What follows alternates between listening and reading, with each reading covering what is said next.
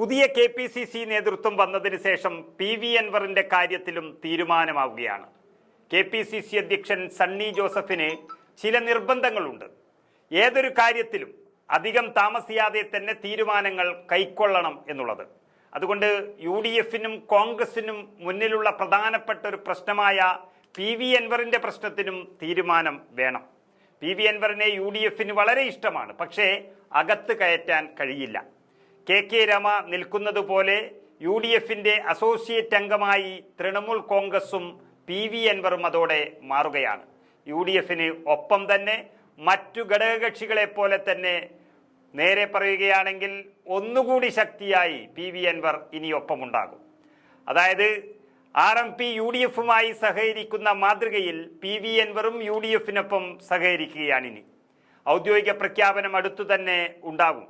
അതിനുവേണ്ടി ഘടകകക്ഷികളുമായി ചർച്ച നടത്താൻ പ്രതിപക്ഷ നേതാവ് VD സതീശനാണ് ചുമതലപ്പെടുത്തിയിരിക്കുന്നത്. KPCC നേതൃത്വം ഇത് സംബന്ധിച്ചുള്ള തീരുമാനം അറിയിക്കുകയും ഹൈക്കമാൻഡിന്റെ അനുമതിയോടെ അടുത്തു തന്നെ ഔദ്യോഗിക പ്രഖ്യാപനം നടത്താനുമാണ് നേതൃത്വം തീരുമാനിച്ചിരിക്കുന്നത്. സണ്ണി ജോസഫ് വന്നതിന് ശേഷം അൻവറിന്റെ പ്രവർത്തനത്തെക്കുറിച്ച് അഭിപ്രായം അറിയുകയും എത്രയും പെട്ടെന്ന് തീരുമാനം വേണമെന്നതും അറിയിച്ചിരുന്നു. അതുപ്രകാരം തന്നെ UDF-ന്റെ അസോസിയേറ്റ് അംഗമാകാൻ തൃണമൂൽ കോൺഗ്രസിന്റെ ദേശീയ നേതൃത്വത്തിന്റെ അനുമതി കഴിഞ്ഞ ദിവസം അൻവർ വാങ്ങിയിരുന്നു. മുന്നണിയുടെ ഭാഗമാകാതെ പുറത്തുനിന്ന് പിന്തുണ നൽകുന്ന ഒരു രീതിയാണ് ഈ അസോസിയേറ്റ് അംഗത്വം എന്ന് പറയുന്നത്.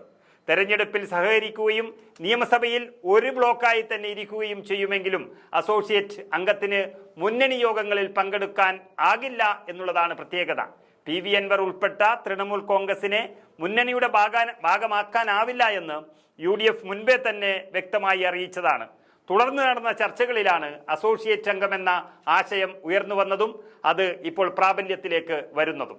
PV അൻവറിനെ തള്ളാൻ കഴിയാത്ത കോൺഗ്രസും UDF-ഉം തൃണമൂൽ കോൺഗ്രസിനെ സ്വീകരിക്കാനും സമ്മതം മൂളിയിട്ടില്ല. കാരണം മമതാ ബാനർജി എന്ന നേതാവ്, അവരുടെ പാർട്ടി നിരന്തരം ഇന്ത്യ മുന്നണിയെയും കോൺഗ്രസിനെയും ധിക്കരിച്ചുകൊണ്ടിരിക്കുകയാണ്. പല സംസ്ഥാന നിയമസഭാ തെരഞ്ഞെടുപ്പുകളിലും കോൺഗ്രസിനെ തോൽപ്പിക്കാനുള്ള തരത്തിൽ മമതയുടെ പാർട്ടി ശ്രമിച്ചിട്ടുണ്ട്. സ്വന്തം സംസ്ഥാനത്ത് കോൺഗ്രസിനെ മമത കൂട്ടിയിട്ടില്ല. മാത്രമല്ല, രാഹുൽ ഗാന്ധി അംഗീകരിക്കാൻ താല്പര്യമില്ലാത്ത മമതയുടെ പാർട്ടി കോൺഗ്രസിന്റെ ചെലവിൽ അങ്ങനെ കേരളത്തിലും വലിയ ആളാവണ്ട എന്നുള്ളതാണ് UDF-ന്റെ തീരുമാനം. മമതയുടെ കോൺഗ്രസ് ആക്രമണം കൂടിയാൽ ഒരുപക്ഷെ ഭാവിയിൽ തൃണമൂൽ കോൺഗ്രസിനെ ഉപേക്ഷിച്ച് PV അൻവർ മറ്റു വഴികൾ തേടാനും സാധ്യതയുണ്ട്. ഏതായാലും തൽക്കാലം തൃണമൂലിൽ അസോസിയേറ്റ് അംഗമായി നിന്ന് UDF-ന്റെ പിന്തുണയോടെ അടുത്ത തെരഞ്ഞെടുപ്പിൽ വീണ്ടും കടന്നു വരാനാണ് PV അൻവറിന്റെ നീക്കം. പിണറായി വിജയനെ തകർത്ത് കളയാൻ ശേഷിയുള്ള ആയുധങ്ങളും രഹസ്യ വെടിക്കോപ്പുകളും കയ്യിലുള്ള മുൻ LDF MLA എന്നുള്ള നിലയിൽ അൻവർ UDF-ന് അത്യാവശ്യമാണ് എന്ന കണ്ടെത്തലാണ് രണ്ടുപേരും തമ്മിൽ സഖ്യത്തിനെത്തുന്നത്. പുതിയ KPCC നേതൃത്വം വന്നതിന് ശേഷം കാര്യങ്ങൾക്കല്പം വേഗത്തിൽ തന്നെ തീരുമാനമായി. ഇതിനെയും സണ്ണി ടീമിന്റെ വിജയം എന്ന് തന്നെ പറയാം.